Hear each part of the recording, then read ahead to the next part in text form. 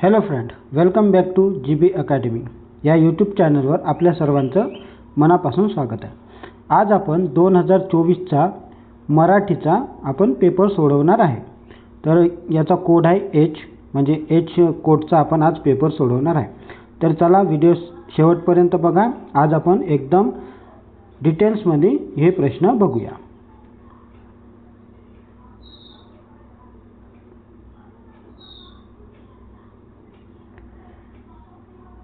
त्याच्या पहिले सर्वात महत्त्वाची गोष्ट बघा, तुम्ही जर CTETचा फॉर्म भरताना भाषा 1 जर निवडली असेल तर तुमचे प्रश्न 91 ते 120 मध्ये मराठीचे प्रश्न दिसणार, आणि जर तुम्ही भाषा 2 निवडली असेल तर तुम्हाला 120 ते 150 पर्यंत तुम्हाला प्रश्न दिसणार मराठी, आपल्या मराठी लँग्वेजचे। तर हे बरोबर लक्षात ठेवा, नाहीतर पेपरमध्ये तुम्ही गडबड करणार आणि मग तुम्हाला पूर्ण मार्क मिळणार नाही।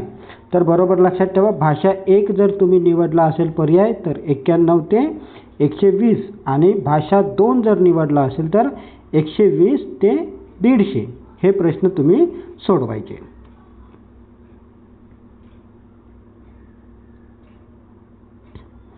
तर बघा, सर्वात पहिले तुम्हाला काय दिसणार, उतारा दिसणार। तिथे तुम्हाला 91 ते 99 पर्यंतचे तुम्हाला प्रश्न सोडवायचे आहे। तर तुम्ही हा उतारा बघा, खूप मोठाले उतारे असते बघा। हाच उतारा बघा किती मोठा आहे का नाही। तर हा उतारा तुम्ही व्यवस्थित वाचून घ्या, मी वाचलेला आहे, आणि याची तुम्हाला व्हॉट्सअपवर PDF पण मिळून जाणार। तर तुम्ही जर व्हॉट्सअप किंवा टेलिग्राम जॉईन केले नसेल तर करून घ्या, त्याच्यावर मी हे PDF देणार, आणि त्यामध्ये तुम्ही हा व्यवस्थित उतारा वाचून घ्या। आता मी डायरेक्ट काय करणार, तुम्हाला प्रश्न सोडवून दाखवणार। तर बघा 91वा प्रश्न आहे, म्हणजे मराठीचा पहिला प्रश्न। पण दिवसागणिक वाढणाऱ्या त्या बाळाला येथील अधोरेखित शब्द काय? तर आता बघा, अधोरेखित म्हणजे अंडरलाईन। तर दिवसागणिक या शब्दाला काय आहे, अंडरलाईन केलेली आहे। तर तो काय आहे, कर्ता आहे, न्यूनत्वबोधक अव्यय आहे, क्रियापद आहे की कर्म आहे? तुम्हाला काय वाटते? चला पटापट कमेंट करा। 5 सेकंद वेळ देतो मी तुम्हाला, त्याच्यानंतर मग मी तुम्हाला उत्तर सांगणारच आहे। तर चला, केली कमेंट? बरोबर। ज्यानं उत्तर 2 दिलेलं आहे त्याचं एकदम बरोबर आहे। याचं उत्तर काय ते, न्यूनत्वबोधक अव्यय। आता हे ओळखायचं कसं बघा, दिवसागणिक शब्द कोणता आहे, दिवसागणिक म्हणजे दिवस प्लस दिवस म्हणजे वाढत जाते आहे का नाही। एक दिवस झाला, दुसरा दिवस, असे काय करते, दिवस वाढत जाते। तर जेव्हाही तुम्हाला असा वाढ क्रमानं दिसणार, किंवा प्रमाण, तुलना, हे जे तुम्हाला क्रम दिसणार ना, वाढत जाणार, तेव्हा तुम्ही न्यूनत्वबोधक अव्यय हे तुम्ही काय करायचं, पर्यायामध्ये टिक करायचा। बरोबर लक्षात राहील। बघा आता 92वा प्रश्न म्हणजे दुसरा प्रश्न। बाळाला आपण प्रयत्नपूर्वक व्यवहारी जगात खेचतो। तर याच्यात अंडरलाईन शब्द कोणता आहे, खेचतो। तर आपल्याला ओळखायचा आहे का हा जो खेचतो आहे तो काय आहे, व्याकरणाचा आपल्याला शब्द ओळखायचा आहे। पर्याय 1 मध्ये आहे सकर्मक क्रियापद, B मध्ये आहे अकर्मक क्रियापद, 3 मध्ये आहे साधित क्रियापद, आणि 4 मध्ये आहे प्रयोजक क्रियापद। तर चला पटपट क्रियापद ओळखा। चला, बरोबर, ज्यानं उत्तर 4 दिलेलं आहे त्याचं एकदम बरोबर आहे। काय आहे उत्तर, प्रयोजक क्रियापद। आता हे ओळखायचं कसं बघा, जेव्हाही तुम्हाला देणार करवतो, करविते म्हणजे दुसऱ्याकडून कृती करवून घेतो, तेव्हा काय करायचं आहे, प्रयोजक क्रियापद तुम्हाला टिक करायचं आहे। इथं काय, खेचतो म्हणजे दुसरे काय करत आहे, बाळाला खेचत आहे, तर दुसरे कृती करून घेत आहे बाळाकडून आहे का नाही, म्हणून काय आले इथं प्रयोजक क्रियापद, हे उत्तर बरोबर आहे। 93वा प्रश्न बघा, पुढीलपैकी विरुद्ध अर्थ देणारी शब्द जोडी ओळखा। तर विरुद्ध शब्द ओळखायचा आहे, चला सांगा बरं, सत्य असत्य, भाव भावना, व्यवहार व्यापार की सुंदर आणि निर्मळ? खूप सोपा प्रश्न आहे हा, आणि बऱ्याच जणांना उत्तर 1 दिलं असेल, सत्य आणि असत्य। तर हे काय आहे, विरुद्ध जोडी आहे। भाव भावना, त्याच्यानंतर व्यवहार व्यापार आणि सुंदर निर्मळ, हे काय आहे, हे समानार्थी शब्द आहे, आणि हा आहे विरुद्धार्थी शब्द, सत्याच्या विरुद्ध असत्य।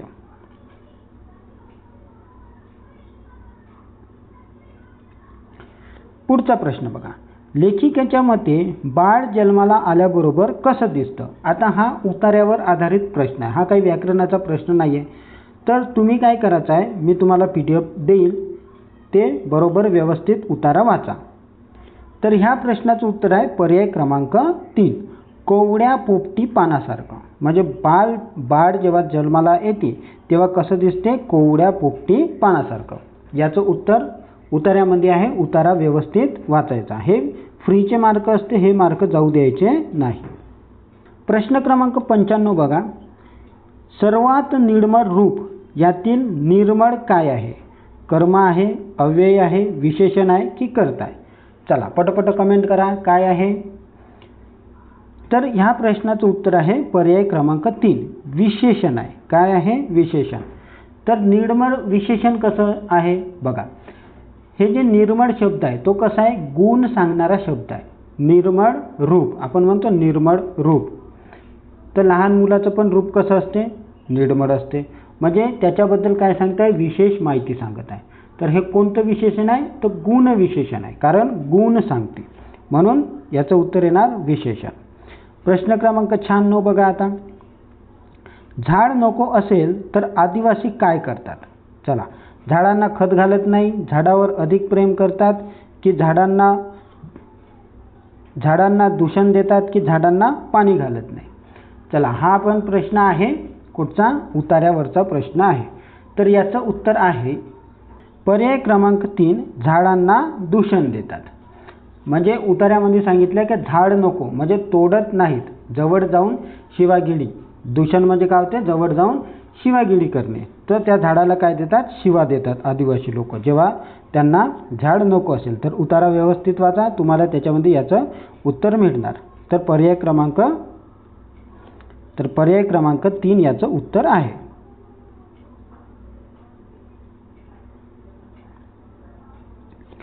सत्त्याण्णवा प्रश्न बघा आता, लेखिकेची मैत्रीण झाडांशी पुढीलपैकी काय करीत नाही? झाडांना थोपटते की झाडांना रागवते, झाडांशी बोलते की झाडाजवळ मन मोकळं करते? तर उतारा व्यवस्थित वाचला तर याचं उत्तर पटकन आपल्याला मिळून जाईल. तर प्रश्न क्रमांक 97चं उत्तर काय आहे? पर्याय क्रमांक 2, झाडांना रागवते. नंतर बघा 98, निरागस या शब्दाचा समानार्थी नसलेला, बरोबर प्रश्न वाचायचा, समानार्थी नसलेला शब्द आपल्याला ओळखायचा आहे. सांगा बरं, पारदर्शी आहे, निष्पाप आहे, प्रांजळ आहे की आकस आहे? काय येणार याचं उत्तर?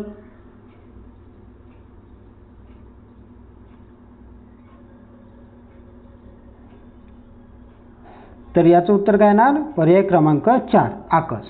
कारण निरागसचा अर्थ काय होते? निरागसचा अर्थ निष्पाप किंवा बोळा होते आणि बिलकुल त्याच्या विरुद्ध आहे हा शब्द आकस. आता बघा प्रश्न क्रमांक 99, बाळाच्या दृष्टीने एकमेव सत्य म्हणजे त्याची आई की व्यावहारिक सत्य, निसर्ग की विश्व? चला पटकन उत्तर सांगा, काय येणार याचं उत्तर? तर यात हे उतार्याचा प्रश्न आहे आणि बाळाच्या दृष्टीने एकमेव सत्य म्हणजे त्याची आई. तर पर्याय क्रमांक 1 याचं बरोबर उत्तर आहे.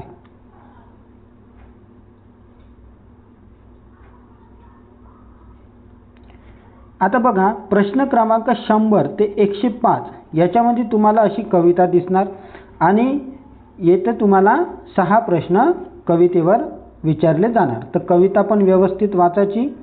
आता कविता मी तुम्हाला PDF पाठवतो, तिथं बढिया वाचून घ्या आणि आपण काय करू आता याच्यावरचे प्रश्न सोडवू.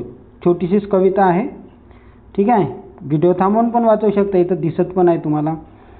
ओके, तर आता आपण 100वा प्रश्न सोडवू. बघा आता 100वा प्रश्न काय म्हणते?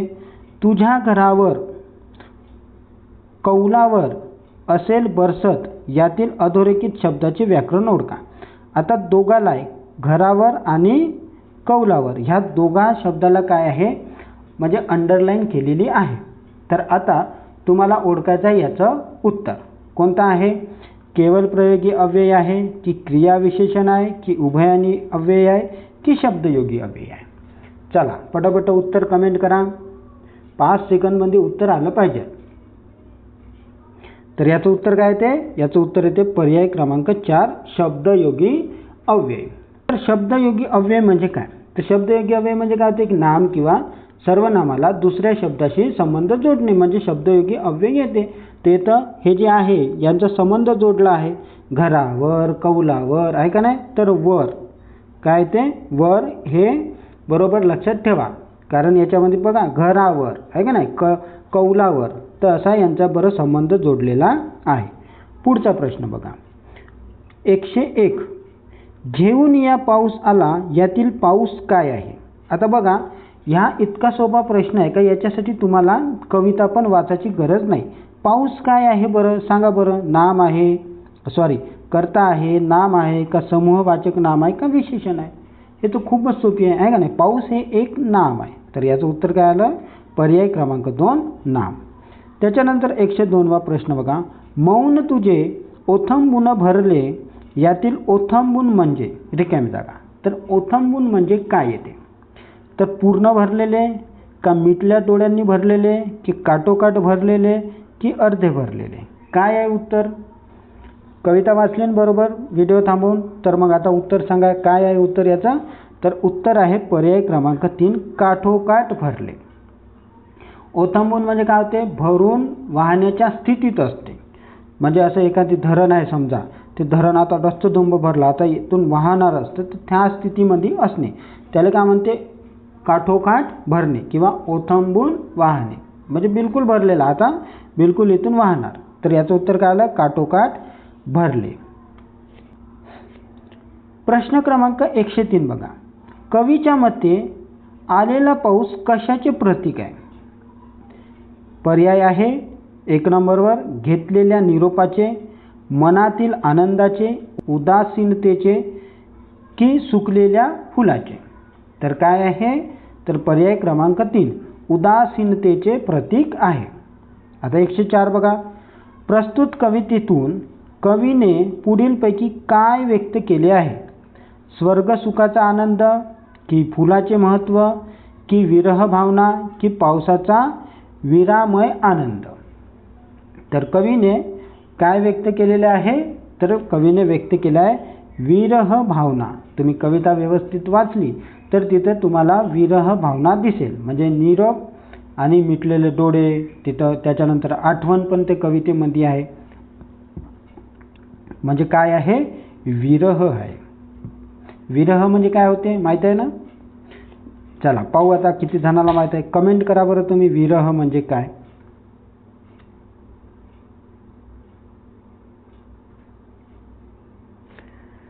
प्रश्न क्रमांक 105 बघा आलेला पाऊस पुढीलपैकी काय घेऊन आलेला नाही म्हटलाय? तर काय घेऊन आलेला नाही? ओथंबलेले मन, आनंदाचे गाणे की व्याकुळ डोळे की भिजलेली हाक? तर काय घेऊन नाही आलाय? बघा कविता जर व्यवस्थित वाचली, आत्ताच आपण ओथंबलेले हा शब्द वाचला होता, व्याकुळ डोळे पण कवितेमध्ये आलेले आहे आणि भिजलेली हाक पण आलेली आहे. पण आनंदाचे गाणे कवितेमध्ये कुठेही शब्द आलेला नाही आहे. तर याचं उत्तर काय ते? पर्याय क्रमांक 2 आनंदाचे गाणे. आता प्रश्न क्रमांक 106 बघा आता हा जो प्रश्न आहे हा कायचा आहे? पेडॉगॉजीचा. फक्त बरोबर आपल्याला आता काय करायचं आहे? उत्तर द्यायचं आहे. मातृभाषा आधारित बहुभाषिकत्व कशाचा पुरस्कार करते? 1 नंबरवर आहे बघा पर्याय 1 सर्व मुले त्याच्या शिक्षणाची सुरुवात इंग्रजी आणि घरच्या माध्यमातून करतात. खरं आहे काय? बघा घरच्या माध्यमातून करतात बरोबर आहे, पण इंग्रजीतूनच करतात का? नाही. तर इथंच आपल्याला माहीत होते की हा पर्याय कसा आहे? चुकीचा आहे.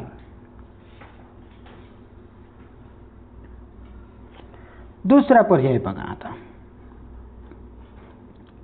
सर्व मुले प्रथम भाषा म्हणून हिंदी शिकतात. बरोबर आहे काय? तर हे तर एकदमच चूक आहे. का चूक आहे? कारण आपली पहिली जी भाषा आहे ती मातृभाषा आहे, तर मग हिंदी कशी काय येणार? चुकलं. तिसरं बघा सर्व मुलांनी त्याच्या शिक्षणाची सुरुवात मातृभाषा म्हणजे घरची भाषा याने करावी. बरोबर, सगळ्यांनी काय केलं पाहिजे? आपल्या मातृभाषेतूनच शिक्षणाची सुरुवात केली पाहिजे. आता चौथं वाचायचं काम आहे का? नाही, तरी पण आपण वाचून घेऊ. सर्व मुले त्याच्या शिक्षणाची सुरुवात प्रदेशाची भाषा यापासून करतात? तर बिलकुल नाही, मातृभाषेतूनच करतात. तर याचं उत्तर काय आलं? पर्याय क्रमांक 3 हे याचं काय झालं? उत्तर झालं. आता 107वा प्रश्न बघा. संहिता आकलनाच्या पद्धतीच्या संदर्भातले चुकीचे विधान शोधा. तर चुकीचे विधान शोधायचे आपल्याला. तर बघा, पर्याय पहिला आहे चाळणे हे फेरफारणीसाठी योग्य आहे. तर न्याहाळणे विशिष्ट उत्तर शोधण्यास मदत करते. तर बरोबर आहे. तुम्हाला माहित आहे ना, स्पीकिंग आणि स्कॅनिंग. तर हे एकदम बरोबर उत्तर आहे. पण आपल्याला काय आहे? चुकीचे उत्तर काढायचं आहे. पुढे पाहू. चाळणे आणि न्याहाळणे या दोन्हीत जलदपणे मजकुरावर दृष्टिक्षेप अपेक्षित असते. तर बरोबर आहे. आपण हे बघा ना, कधी पेपर वाचतो तर फक्त काय करतो? असं हेडिंग वाचतो आणि खतम करतो. त्याच्या अंदरचं वाचतो का? नाही. आपल्याला हेडिंग वाचल्यावरच समजते का अंदर बातमी कशी असणार बा म्हणून. तर हे पण उत्तर काय आहे? बरोबर आहे. त्याच्यानंतर बघा, चाळणे म्हणजे स्किमिंग. या प्रक्रियेत मजकूर भरभर पाहिला जातो. तर न्याहाळणे म्हणजे स्कॅनिंग यात विशिष्ट माहिती शोधली जाते. तर हे पण बरोबर आहे. आता पर्याय क्रमांक 4 ऑटोमॅटिक हा उत्तर चुकीचा आहे. तर आपलं उत्तर काय येणार? पर्याय क्रमांक 4. चला वाचू आपण काय म्हणते. तर चाळणे म्हणजे सखोलपणे वाचणे. एकदम बिलकुल चुकीचं आहे. चाळणे म्हणजे सखोलपणे वाचणे होते का? नाही. सखोलपणे वाचणे म्हणजे काय? सखोल वाचणे होते. सखोल वाचन त्याला म्हणतो आपण. तर न्याहाळणे म्हणजे घाईघाईने वाचणे. तर बिलकुल नाही. न्याहाळणे आपण घाईघाईने वाचतो का? नाही. न्याहाळणे म्हणजे कसं? आपण एक स्कॅन करतो. आपल्याला काही पाहायचं आहे, समजा जसं पेपरच्या आदल्या दिवशी आपल्या ज्या नोट्स असते, ज्या नोट्स काढतो आपण, त्या काय करतो? एक वेळा स्कॅनिंग करून जातो आहे का नाही, म्हणजे डोळ्याखालून घेऊन जातो. त्याला काय म्हणते? न्याहाळणे म्हणते. तर हे घाईघाईने वाचणे होते का? बिलकुल नाही. तर आपलं उत्तर काय आलं? पर्याय क्रमांक 4. पर्याय क्रमांक 4 हे आपलं उत्तर झालं.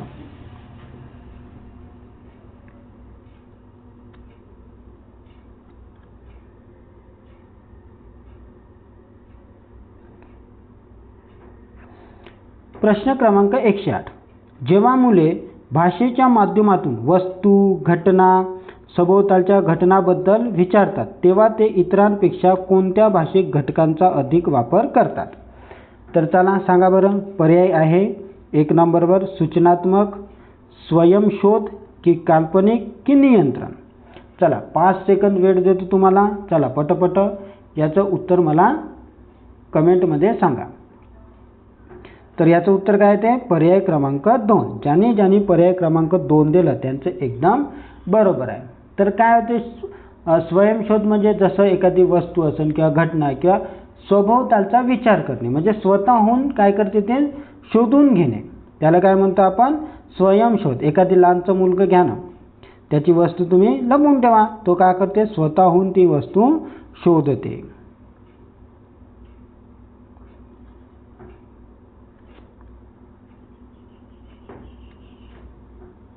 आता प्रश्न क्रमांक 109 बघा. मानवी भाषेतील कोणत्या वैशिष्ट्यामुळे माणसे त्यांच्या नजीकच्या काळात अस्तित्वात नसलेल्या वस्तू, घटनाबद्दल बोलू शकतात? काय म्हटलं? बघा, जे माणसं आहे ना, तर मानवी भाषेतील कोणत्या वैशिष्ट्यामुळे माणसे त्याच्या नजीकच्या काळात अस्तित्वात नसलेली वस्तू, म्हणजे जे अस्तित्वातच नाही, घटनाबद्दल बोलू शकतात? तर ते काय आहे? रचनात्मक अवलंबित्व का तारतम्य की स्थानांतरण की स्वच्छंद? चला पटपट कमेंट करा. काय ते याचं उत्तर? तर याचं उत्तर येते पर्याय क्रमांक 3 स्थानांतरण. आता बघा प्रश्न क्रमांक 110. आकलनासह वाचन या संदर्भात पुढीलपैकी कोणते कौशल्य गृहीत धरले जात नाही? तर बघा प्रश्न 110चं पर्याय आहे पहिला, आशय आणि घटनांची योग्य मांडणी आणि मूल्यमापन. पर्याय 2 आहे, आत्तापर्यंत वाचलेल्या मजकुराचा मानसिक गोषवारा करणे. 3 वर आहे, स्वतंत्र अक्षरावर भर देणे. आणि 4 नंबरचा पर्याय आहे, आशयाचा पूर्वानुमान करणे. तर सांगा याच्यापैकी योग्य उत्तर काय आहे? तुमच्याकडे 5 सेकंद आहे. 5 सेकंदाचा वेळ घ्या. प्रश्न एक वेळा व्यवस्थित वाचा आणि पटकन उत्तर कमेंट करा. तर ज्यांनी पर्याय क्रमांक 3 हे उत्तर दिलं त्यांचं एकदम बरोबर. याचं उत्तर काय आहे? स्वतंत्र अक्षरावर भर देणे. बघा, कौशल्य गृहीत धरले जाणे म्हणजे जात नाही म्हणताय, तर स्वतंत्र अक्षरावर भर देणे हे याचं काय राहणार? उत्तर राहणार. जे आकलन वाचन राहते ना, आकलन वाचन, त्याच्यामध्ये महत्त्वाचं काय आहे? तर महत्त्वाचा आहे अर्थ. समजलं? अर्थ महत्त्वाचा आहे. जेव्हा तुम्ही एखादी गोष्ट वाचता तर त्याचा अर्थ तुम्हाला किती समजलं हे महत्त्वाचं आहे. अक्षरावर भर दिला जाते का? नाही. म्हणजे अक्षरं वाचता येण्याजोगते जरी राहिले तरी खूप चांगलं आहे. आणि असेही जे प्राथमिक शाळेचे मुलं असते ना, त्यांचे अक्षरं काही इतके चांगले तर राहत नाही, आहे का नाही? म्हणून अक्षरावर भर देणे हे त्याच्यामध्ये धरले जात नाही. तर बरोबर लक्षात राहणार ना? हा प्रश्न जर परत आला 2026 मध्ये तर बरोबर चुकला पाहिजे नाही.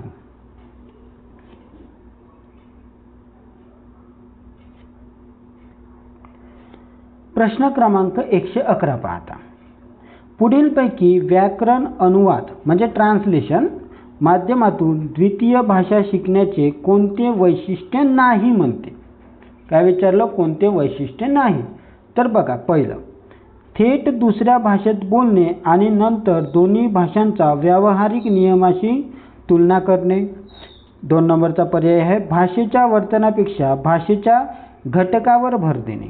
3 नंबर आहे प्रथम आणि द्वितीय भाषेच्या व्याकरणिक नियमाची तुलना करणे. आणि 4 नंबरचा पर्याय आहे द्वितीय भाषेच्या व्याकरणाचे नियम शिकणे व पाठ करणे. तर सांगा याचं उत्तर काय येणार? तर याचं उत्तर एकदम सोपी आहे.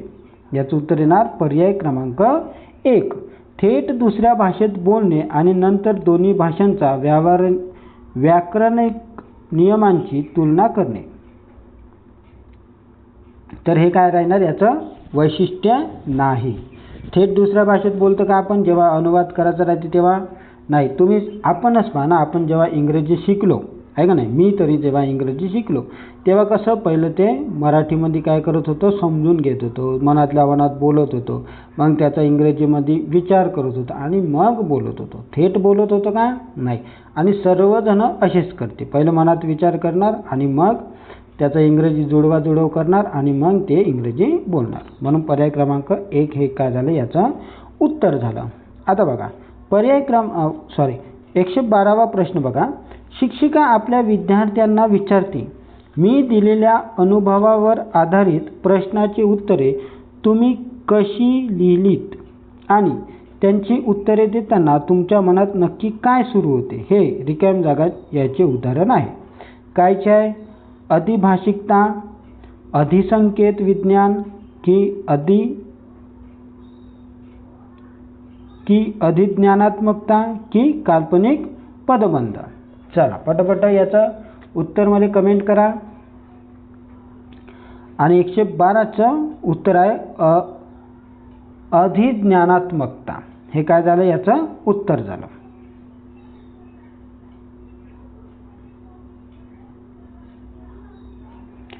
113वा प्रश्न बघा. पुढीलपैकी कोणती बाब क्रोशेनचे सिद्धांत आणि वायगोत्स्कीच्या झेडपीडीचा समान आहे? तर झेडपीडीच्या समान पाहिजे क्रोशेनचा सिद्धांत. आता झेडपीडी तर माहीतच आहे, वायगोत्स्कीची आहे. तर बघा, पर्याय आहे पहिला नैसर्गिक क्रम सिद्धांत, दुसरा आहे परिणाम झिरपणे सिद्धांत, तिसरा आहे आदान सिद्धांत आणि चौथा आहे लक्ष देणे सिद्धांत. तर याचं उत्तर चला कमेंट करा. 113चं काय येणार याचं उत्तर? तर ज्यांनी पर्याय क्रमांक 3 निवडला आहे त्याचं उत्तर एकदम बरोबर आहे. आदान सिद्धांत जो क्रोशन आहे, क्रोशन मानसशास्त्रज्ञ जो आहे ना, त्याचे जो हा सिद्धांत आहे आदान सिद्धांत, याचा संबंध वायगोत्स्कीच्या झेडपीडीची समान आहे. तर लक्षात राहणार बरोबर. तर तुम्हाला जर कधी आला ह्या प्रश्न, समजा ह्या वेळी आला तर फक्त लक्षात ठेवायचा आदान समजा समजलं नाही तर इथं इनपुट हा शब्द लक्षात ठेवायचा. इनपुट = झेडपीडी. बस एवढं लक्षात ठेवलं तरी झालं. आता प्रश्न क्रमांक 114 पहा. कमिन्सच्या आंतर अवलंबित्वाच्या सिद्धांतानुसार पुढीलपैकी कोणत्या गोष्टी एकमेकावर अवलंबित असतात? कोणत्या असतात सांगा बरं? द्वितीय भाषेत वाचन आणि लेखन, की मूलभूत परस्पर कौशल्य प्रथम आणि द्वितीय भाषेत, की द्वितीय भाषेत आकलन आणि उत्पादन, आणि चौथा आहे प्रथम आणि द्वितीय भाषेत ज्ञानात्मक शैक्षणिक नैपुण्य. चला पटापट उत्तर सांगा. पेडागॉजीचा हा प्रश्न आहे. सांगा उत्तर. तर ज्यांनी पर्याय क्रमांक 4 हे दिलेलं आहे त्यांचं उत्तर काय आहे? एकदम बरोबर आहे. काय ते याचं उत्तर? प्रथम आणि द्वितीय भाषेत ज्ञानात्मक शैक्षणिक नैपुण्य. बघा कमिन्स जे आहे, कमिन्सनं काय सांगितलं आहे की एका भाषेतील म्हणजे प्रथम भाषेतील कॉग्निटिव्ह स्किल जे आहे ते दुसऱ्या भाषेमध्ये सुद्धा उपयोगी पडतात, म्हणजे दुसऱ्या भाषेलाही मदत करतात. जसं बघा आपण जर समजा मराठी शिकलो तर आपल्याला हिंदी ऑटोमॅटिक येते, म्हणजे ऑटोमॅटिक आपण म्हणजे मराठी काय करते आपल्याला हिंदी शिकण्यासाठी मदत करते. तर एका भाषेतील जे आपलं ज्ञान आहे ते दुसऱ्या भाषेमध्ये आपल्याला मदत करते. म्हणून उत्तर काय येणार? पर्याय क्रमांक 4. 115वा प्रश्न बघा. पुढीलपैकी कोणते विधान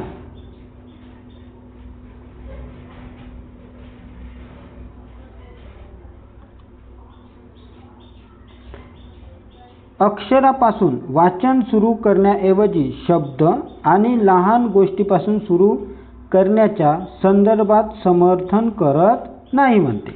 तर बघा पर्याय आहे शब्द आणि मजकूर मजेशीर असतात, अक्षर नसतात. हे बरोबर आहे का? बघा शब्द आणि मजकूर मजेशीर असते म्हणते आणि अक्षर नसतात. तर सांगायचं आहे मला स्वतंत्र शब्द पाठ करणे अवघड असते शब्दाच्या तुलनेत, म्हणजे एक शब्द तुम्हाला पाठ करणं कसं असते? कठीण असते असं त्यांचं म्हणणं आहे. तिसरं आहे प्रारंभीचे वाचक मोठ्या भाषिक घटकावर चांगले लक्ष देऊ शकतात लहान घटकाऐवजी, म्हणजे मोठे घटकावर आपण चांगलं लक्ष देऊ शकते प्रारंभीचे म्हणजे जे सुरुवातीले वाचक असते ते, आणि लहान घटकावर नाही असं म्हणणं आहे. आणि पर्याय क्रमांक 4 आहे शब्द आणि मजकूर अर्थपूर्ण संबंध स्थापित करतात, अक्षर करू शकत नाही. तर चला पटापट याचं उत्तर द्या. आता काय आहे याचं उत्तर? तर याचं उत्तर काय आहे? ते पर्याय क्रमांक 3 याचं उत्तर आहे. बघा प्रारंभीचे वाचक मोठ्या भाषिक घटकावर चांगले लक्ष देऊ शकतात लहान घटका ऐवजी, असं त्यांचं काय आहे म्हणणं आहे. तर असं असते का बरं? नाही. असते का असं? तर बिलकुल नाही. आपण काय करतो मोठ्या घटकावर सुद्धा लक्ष देऊ शकतो आणि लहान घटकावर सुद्धा देऊ शकतो. तर हे काय आहे? या गोष्टीचं समर्थन करत नाही. कारण बघा जे रीडिंग असते, रीडिंग तुम्ही असं लक्षात ठेवू शकता रीडिंग इज इक्वल टू अर्थपूर्ण मोठे घटक. बघा तुम्हाला लिहून देतो रीडिंग इज इक्वल टू काय येणार?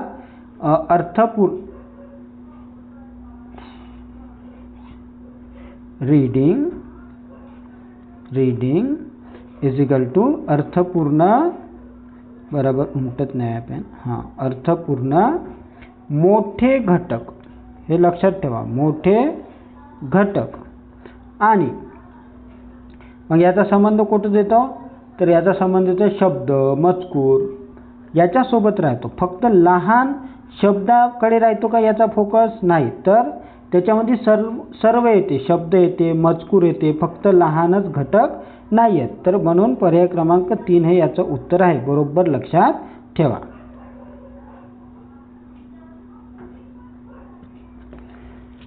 आता प्रश्न बघा 116. भाषा आणि बोलीच्या संदर्भात भाषिकदृष्ट्या कोणते विधान अचूक आहे? आता लक्षात ठेवा अचूक म्हणजे काय होते? अचूक म्हणजे होते बरोबर, म्हणजे हे जे आहे 4 पर्याय याच्यापैकी कोणता पर्याय हे बरोबर आहे हे आपल्याला निवडायचं आहे.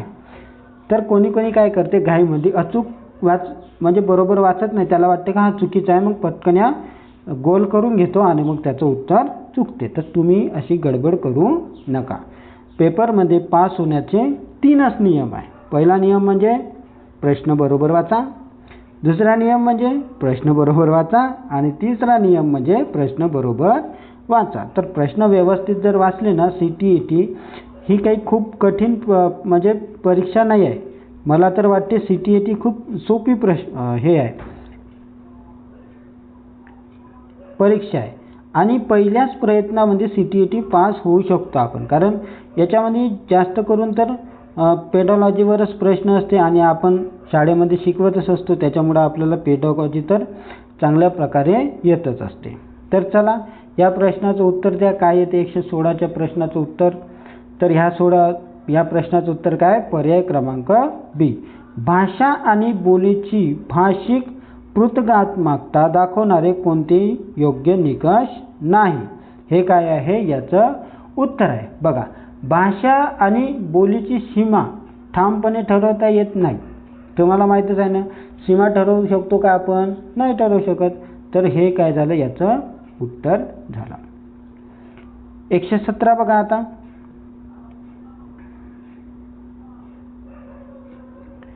वीरा एक 7 महिन्यांची मुलगी आहे. ती आता स्वर आणि व्यंजनयुक्त आवाज काढते. ती पुढीलपैकी कोणत्या प्रकारे संभाषण करते? बघा, स्वर आणि व्यंजनयुक्त आवाज काढते. आता तुम्हाला सांगायचं आहे की ते कोणत्या प्रकारचे संभाषण आहे. हुंकारणे आहे, भाषिक कथन आहे, स्तन आहे की बडबड आहे? काय आहे? स्वर आणि व्यंजन. या 2 शब्दावर भर द्या, स्वर आणि व्यंजन. तर ज्यांनी पर्याय क्रमांक 4 निवडला आहे त्यांचं योग्य एकदम बरोबर आहे. बघा, 7 महिन्याची मुलगी जी आहे ते पटपट बोलते का? नाही. ते कशी बोलते? आ, मा, बा, बा, पा, पा, आहे का नाही? तर ते काय करते? स्वर आणि व्यंजनच काढते. म्हणून त्याला काय म्हणतो आपण? बडबड म्हणतो. ना स्वन म्हणत, ना भाषिक कथन म्हणत, ना हुंकारणे म्हणत.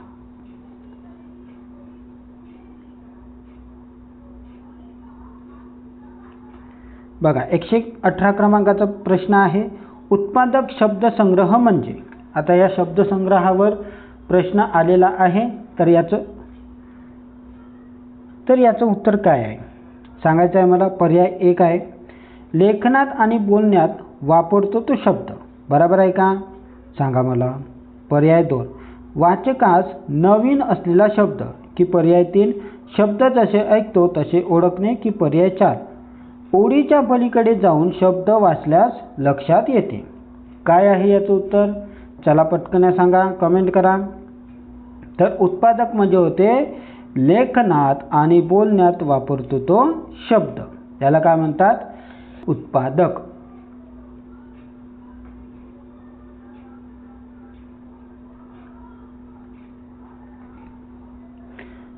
प्रश्न क्रमांक 119. पुढीलपैकी कोणते विधान भाषा आत्मसात तंत्र म्हणजे LAD चे योग्य विश्लेषण नाही म्हणते? बघा, बरोबर वाचा. योग्य विश्लेषण नाही. तर बघा, पर्याय आहे. पहिला आहे, मुले अलंकारिक भाषा कशी शिकतात? पर्याय 2 आहे, मुलाच्या भाषिक आदानापेक्षा भाषिक प्रदान जास्त कशामुळे होते? पर्याय 3 आहे, मुले त्यांची प्रथम भाषा कशी शिकतात? आणि पर्याय 4 आहे, 4 ते 5 म्हणजे 4 किंवा 5 वर्षाच्या लहानशा कालावधीत मुले भाषा शिकतात. विश्लेषण नाही म्हणते. तर बरोबर सांगा काय आहे याचं उत्तर? तर ज्यांनी पर्याय क्रमांक 1 निवडला ते बरोबर आहे. बघा, मुले अलंकारिक भाषा कशी शिकतात? तर लॅडच्या संदर्भात म्हणजे LADच्या संदर्भात भाषा आत्मसात करण्याची जन्मजात क्षमता काय आहे? महत्त्वाची असते. तिथं अलंकाराला म्हणजे अलंकार कसे शिकतात, कसे शिकायचे याचं काही महत्त्व राहत नाही. तर जन्मजातच आपण काय करतो? भाषा शिकत असतो. तर म्हणून पर्याय क्रमांक 1 हे उत्तर बरोबर आहे. आणि आजचा शेवटचा प्रश्न क्रमांक 120. तर 120 असते, बरोबर लक्षात ठेवा. पुन्हा एकदा सांगते, भाषा 1 म्हणून जर तुम्ही निवड केली असेल CTET फॉर्म भरताना तर प्रश्न क्रमांक 91 ते 120 सोडवायची. आणि जर भाषा तुम्ही 2 घेतली असेल, समजलं, लँग्वेज 2 जर निवडली असेल तर 121 ते 150 पर्यंत तुम्हाला प्रश्न सोडवायचे आहे, बरोबर लक्षात ठेवा. आणि लास्टच्या प्रश्नाचं उत्तर आता द्या. काय येणार लास्टच्या प्रश्नाचं उत्तर? पहिलं प्रश्न वाचून घेऊ. 120वा प्रश्न. भाषिक समुदायात यस चे उदाहरण दोन वेगवेगळ्या सामाजिक आर्थिक गटातील माणसाकडून वेगवेगळ्या प्रकारे होते असे लक्षात येते. हे कशाचे उदाहरण आहे? कशाचे आहे ते सांगायचं आहे. बघा, पर्याय 1 समाज सांस्कृतिक परिवर्तन, समाज मानसशास्त्रीय परिवर्तन, समाज भाषा वैज्ञानिक परिवर्तन की व्यावहारिक परिवर्तन. चला सांगा काय आहे. लास्टचा प्रश्न आहे हा. सर्वांनी कमेंट करा. बरोबर. चला, ज्यांनी पर्याय क्रमांक 3 निवडला आहे त्यांचं उत्तर एकदम बरोबर आहे. समाज भाषा वैज्ञानिक परिवर्तन हे काय आहे याचं उत्तर आहे. बघा, समाजगट बदलला तर काय होते? उच्चार भाषिक वापर बदलला आहे का नाही? तर समाज भाषा वैज्ञानिक. तर असे आपण काय केले आहे 120 पर्यंत म्हणजे 91 ते 120 पर्यंत असे आपण 30 प्रश्न 2024च्या पेपर सेट एच मधले आपण सोडवलेले आहे. ठीक आहे. जर तुम्हाला हा व्हिडिओ आवडला असेल तर लाईक शेअर सबस्क्राईब तर नक्कीच करा. पण जर तुम्हाला असे जेवढे म्हणजे जुने पेपर आहेत त्यांचं विश्लेषण पाहिजे असेल तर तुम्ही मला कमेंट करा की अशा प्रकारचे व्हिडिओ अजून बनवा म्हणून. जर मला कमीत कमी 100 कमेंट जर अशा प्रकारे आल्या तर मी अशा प्रकारचे व्हिडिओ तुम्हाला रोज बनवून घेऊन येणार. आणि लक्षात ठेवा, मराठी इतकी सोपी असते की तुम्ही याच्यामध्ये 30 पैकी 30 मार्क मिळवू शकता. समजलं ना? 30 पैकी 30 नाही पण 30 पैकी 27 जरी मिळवले तरी तुम्ही CTET पास होण्याच्या एकदम जवळ जाता. आहे का नाही? 27 नुसत्या मराठीमध्येच मिळवले तर मग बालमानसशास्त्र आहे, गणित आहे, EVS आहे, हिंदी आहे. अजून हिंदी पण खूप सोपी असते.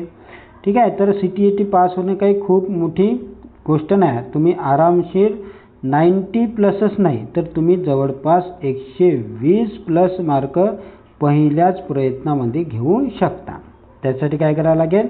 जे जुने प्रश्नपत्रिका आहे त्या बढिया सोडवायच्या. आणि मी तर व्हिडिओ घेऊन येणार. तुम्ही कमेंट करा मला, मी असेच व्हिडिओ घेऊन येणार. आणि हे PDF पाहिजे असेल तर तुम्ही WhatsApp किंवा टेलिग्राम चॅनल जॉईन करा, तिथे तुम्हाला हे भेटून जाणार. ओके. तर आता भेटूया पुढच्या व्हिडिओमध्ये. तर हा व्हिडिओ आपल्या शिक्षक बंधू भगिनींना पण शेअर करा म्हणजे त्यांना पण याचा उपयोग होणार.